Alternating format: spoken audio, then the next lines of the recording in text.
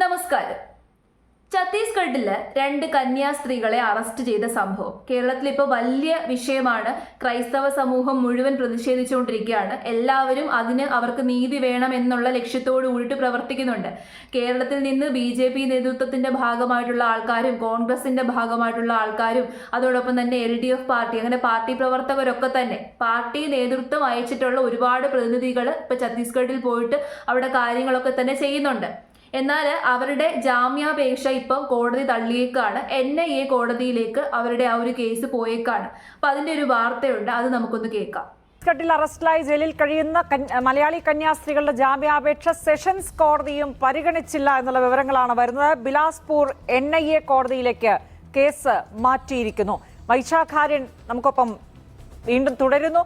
വൈശാഖ, എന്തുകൊണ്ടാണ് ഇത് NIA കോടതിയിലേക്ക് പോകുന്നത്? എങ്ങനെയാണ് ലഭ്യമാകുന്ന വിവരങ്ങൾ?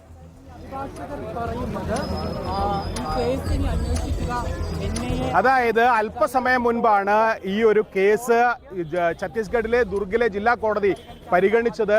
സെഷൻസ് കോടതി ഈ കേസിന്റെ ജാമ്യാപേക്ഷ മുന്നിൽ വന്നപ്പോൾ കോടതി എടുത്തൊരു നിലപാട് എന്നുള്ളത് ഈ കേസിൽ ചുമത്തപ്പെട്ട വകുപ്പുകൾ വളരെ ഗുരുതരമുള്ളതാണ്. സാധാരണയായിട്ട് ഇത്തരത്തിലുള്ള കേസുകൾ പരിഗണിക്കുന്നത് NIA ആണ്. NIA കോടതിയാണ് ഈ കേസുകൾ പരിഗണിക്കുന്നത്. അതുകൊണ്ട് തന്നെ സെഷൻസ് കോടതിക്ക് ഇത്തരത്തിൽ ഗുരുതരമായിട്ടുള്ള പ്രശ്നം എന്തെന്ന് വെച്ച് കഴിഞ്ഞാൽ ഇവർക്കെതിരെ ചുമത്തിയേക്കുന്നത് ഭയങ്കര ഗുരുതരമായിട്ടുള്ള വകുപ്പുകളാണ്.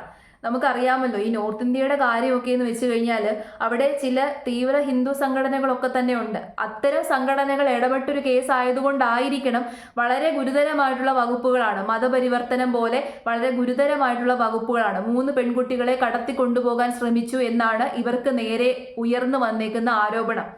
സത്യത്തിൽ ഇവരെ ഒരു സംശയാസ്പദമായിട്ടുള്ള സാഹചര്യത്തിലാണ് അറസ്റ്റ് ചെയ്തത്. കാരണം ഇവരുടെ കയ്യിൽ ടിക്കറ്റ് ഒന്നും ഉണ്ടായിരുന്നില്ല.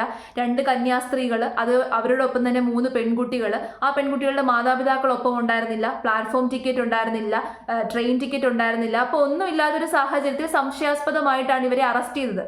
അത് അറസ്റ്റ് ചെയ്ത വാർത്ത അറിഞ്ഞപ്പോൾ തന്നെ അവിടുത്തെ കുറെ സംഘടനകളെല്ലാം കൂടി വലിയ രീതിയിൽ പ്രതിഷേധിച്ചു, പ്രക്ഷോഭം ഉണ്ടാക്കി. അങ്ങനെയാണ് അവർക്ക് മേലിൽ ഇത്രയും ഗുരുതരമായിട്ടുള്ള ആരോപണങ്ങൾ ചുമത്തിയേക്കുന്നത്. എന്നാൽ എനിക്കറിയാൻ സാധിച്ചത്, ഞാൻ ഇന്നലെയൊന്നും ഈ ഒരു വിഷയത്തിൽ സംസാരിക്കാതിരുന്നത് ഞാൻ വിചാരിച്ചു അവർ തെറ്റ് ചെയ്തിട്ടുണ്ടാകുമെന്നാണ്. പക്ഷേ എനിക്കിപ്പോൾ അറിയാൻ സാധിച്ചൊരു വിവരം എന്ന് വെച്ച് കഴിഞ്ഞാൽ അവർ തെറ്റ് ചെയ്തിട്ടില്ല എന്നാണ്. അത് കന്യാസ്ത്രീകൾ തെറ്റ് ചെയ്തിട്ടില്ല.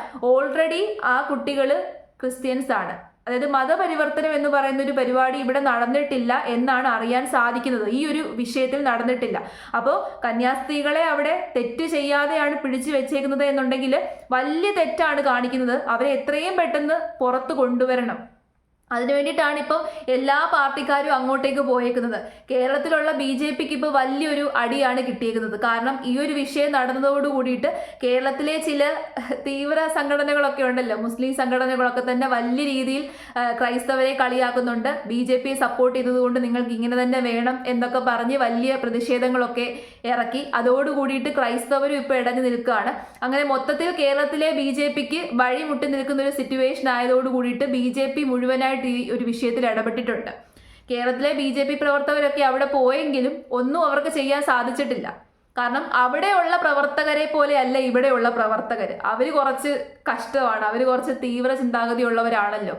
അപ്പോൾ ഈ ഒരു വിഷയത്തിൽ ഇവിടെ നടക്കുന്ന പ്രശ്നം എന്തെന്ന് വെച്ച് കഴിഞ്ഞാൽ ഈ ഛത്തീസ്ഗഡിലെ ട്രൈബൽ ഏരിയാസിലൊക്കെ തന്നെ ഈ പറയുന്ന രീതിയിലുള്ള മതപരിവർത്തനം നടക്കുന്നുണ്ട്.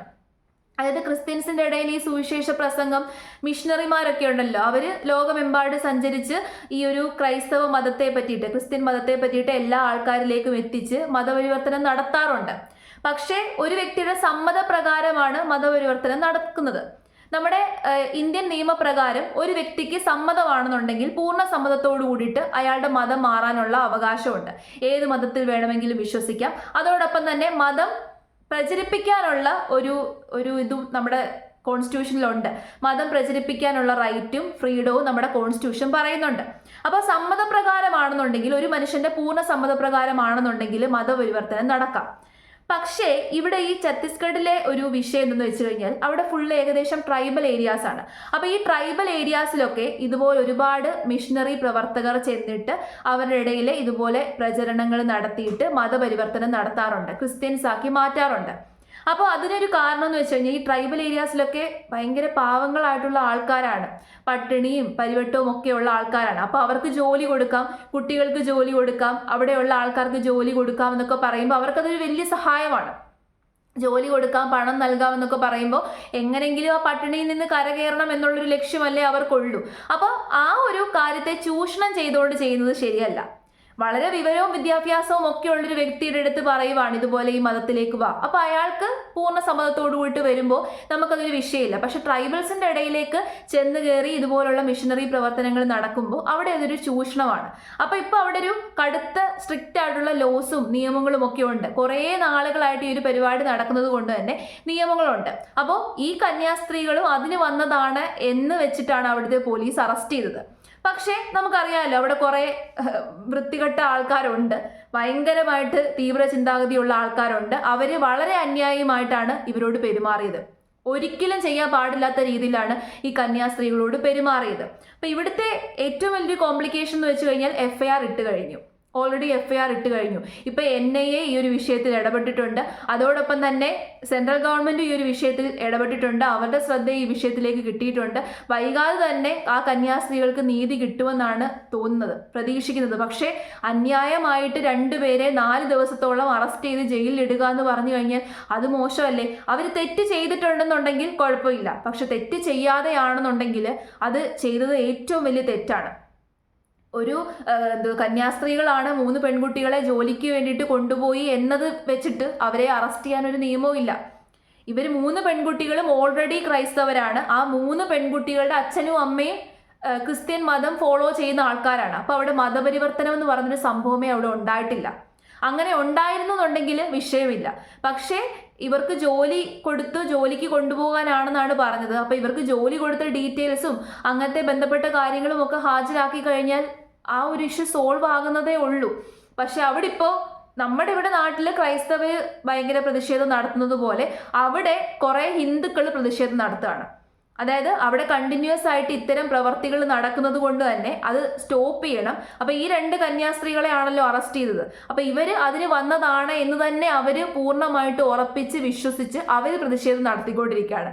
ഇപ്പോൾ ചെകുത്താൻ്റെയും കടലിൻ്റെ ഇടയിൽ നിൽക്കുന്ന അവസ്ഥയാണ്. കേരളത്തിലുള്ള BJPക്ക് ഇപ്പോൾ ടോട്ടലി വല്ലാത്ത ഒരു പണിയാണ് കിട്ടിയിരിക്കുന്നത്. എലക്ഷൻ വരുന്ന സമയമാണ്. എലക്ഷൻ വരുന്ന സമയത്ത് ക്രൈസ്തവരെ ഒപ്പം കൂട്ടാം, ഒപ്പം നിർത്താം എന്നുള്ള പ്രതീക്ഷയോട് കൂടിയിട്ട് നിന്ന BJPക്കാർക്ക് നല്ല അടി കിട്ടി. ബാക്കിയുള്ള പാർട്ടി മെമ്പേഴ്സ് ഇപ്പോൾ കോൺഗ്രസും LDFും ഒക്കെ തന്നെ ഈ ഒരു വിഷയത്തിൽ ഇടപെടുന്നുണ്ടെങ്കിലും അവരുടെ ആഗ്രഹം എന്ന് വെച്ച് കഴിഞ്ഞാൽ എല്ലാം അങ്ങോട്ടും ഇങ്ങോട്ടും തമ്മിലടുപ്പിക്കുക, അങ്ങോട്ടും ഇങ്ങോട്ടും കൂട്ടത്തല്ലുണ്ടാക്കുക എന്നുള്ളത് മാത്രമാണ് എല്ലാ പാർട്ടിക്കാരുടെയും ലക്ഷ്യം. അതാണ് അൾട്ടിമേറ്റ്ലി ലക്ഷ്യം. ഇതിൻ്റെ ഇടയിൽ ശരിക്കും പറഞ്ഞു കഴിഞ്ഞാൽ സഫർ ചെയ്യുന്നത് ആ 2 കന്യാസ്ത്രീകളാണ്. അവർ തെറ്റ് ചെയ്തിട്ടില്ലെന്നുണ്ടെങ്കിൽ അവരെ എത്രയും പെട്ടെന്ന് പുറത്ത് കൊണ്ടുവരണം. കാരണം അന്യായമായിട്ട് ജയിലിൽ കിടക്കുക എന്ന് പറഞ്ഞു കഴിഞ്ഞാൽ അത് എന്തൊരു കഷ്ടമാണ്. അവരുടെ ഭാഗത്ത് നിരപരാധിത്വം ഉണ്ടെന്നുണ്ടെങ്കിൽ അത് പൂർണ്ണമായിട്ടും തെളിയിക്കാനുണ്ടെന്നുണ്ടെങ്കിൽ അതിന് വേണ്ടിയുള്ള കാര്യങ്ങൾ ബാക്കിയുള്ളവർ ചെയ്യുക. ഇപ്പോൾ പാർട്ടിക്കാരാണെങ്കിലും പരസ്പരം അങ്ങോട്ടും ഇങ്ങോട്ടും തമ്മിലടിക്കാതെ, അല്ലെന്നുണ്ടെങ്കിൽ ബന്ധപ്പെട്ട അധികാരികൾ അതിന് വേണ്ടിയുള്ള കാര്യങ്ങൾ ചെയ്യാനാണ് ഇപ്പം നോക്കേണ്ടത്. പക്ഷെ ഇപ്പം ഇവിടെ നടന്നുകൊണ്ടിരിക്കുന്നത് പരസ്പരം എങ്ങനെ തമ്മിലടുപ്പിക്കാം, പരസ്പരം എങ്ങനെ കുത്തിത്തിരിപ്പുണ്ടാക്കാം എന്നുള്ളതാണ് നോക്കിക്കൊണ്ടിരിക്കുന്നത്.